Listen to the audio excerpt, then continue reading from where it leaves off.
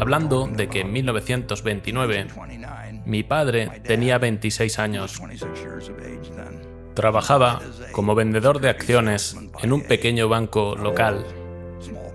Vendía acciones y bonos, pero sobre todo vendía acciones, y cuando las acciones caen un 48% y las vendías a la gente unos meses antes, realmente no tienes ganas de salir y enfrentarte a esas mismas personas. Así que creo que a mi padre probablemente le gusta hacer lo que dicen ahora refugiarse, lo que significa quedarse en casa, y realmente no había mucho en nuestra casa. Solo teníamos un jardín pequeño, era invierno. De todas formas, mi padre no habría estado holgazaneando fuera del jardín. De todos modos, y realmente no fue así. Ya sabes, no había televisión allí y él y mi madre se llevaban muy bien. Así que en esas condiciones yo nací unos 9 meses después.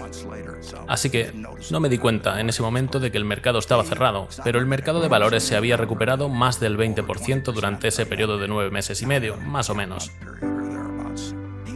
La gente no pensaba en el otoño de 1930, no pensaron que estaban en la Gran Depresión, pensaron que era una recesión muy parecida a la que había ocurrido al menos una docena de veces. Aunque no siempre cuando los mercados bursátiles eran importantes, pero luego tuvimos muchas recesiones en Estados Unidos con el tiempo, y esto no parecía que fuera algo dramáticamente fuera de lo común. En realidad, durante unos 10 días después de mi nacimiento, todo el mercado de valores logró subir el 1 o 2% en esos 10 días.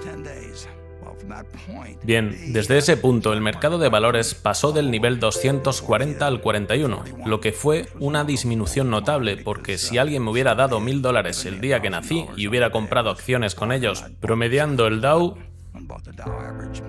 mis $1000 se habrían convertido en $170 en menos de 2 años. Eso es algo que ninguno de nosotros aquí experimentó jamás. Es posible que lo hayamos tenido con una acción de vez en cuando, pero en términos de tener una amplia gama de Estados Unidos, marcó un 83% menos en 2 años y bajó un 89% desde el pico.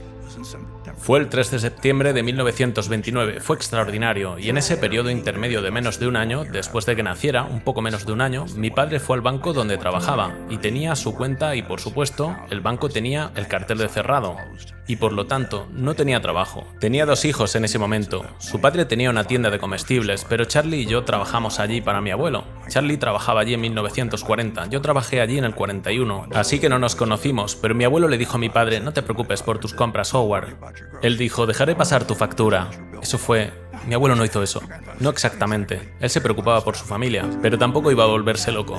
Y una de las cosas, cuando miro hacia atrás en ese periodo, y no creo que a los economistas en general les guste darle tanta importancia, pero si hubiéramos tenido a la FDIC, la FDIC comenzó el 1 de enero de 1934.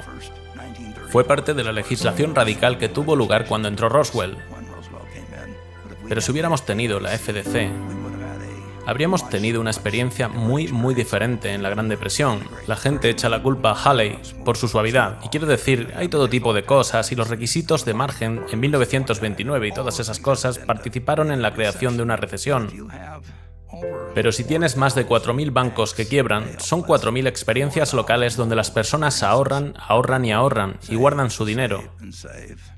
Y luego, un día van a por él, y ha desaparecido. Y eso sucede en los 48 estados, y le sucede a tus vecinos, y les sucede a tus parientes. Tiene que tener un efecto en la psique. Es increíble. Así que algo muy bueno que salió de la depresión, en mi opinión, es la FDIC.